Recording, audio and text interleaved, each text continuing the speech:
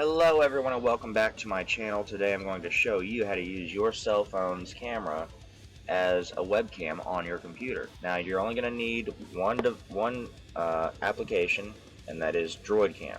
I have a link for that in the description below.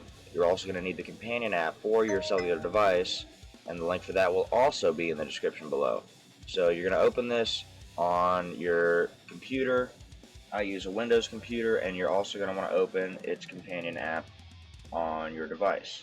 I'm doing that right now on my cell phone, and once you load it on your cell phone, and I will show you a picture of that on the screen, it'll give you your Wi-Fi IP, which is all you need, and then your DroidCam port. Now it's going to say device IP on the laptop, and then it's going to say Wi-Fi IP on your mobile device.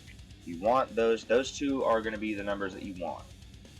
So I've already got mine typed in, so that's the local IP address for my device, and it says Wi-Fi IP on my cell phone, and then the DroidCam port is already typed in.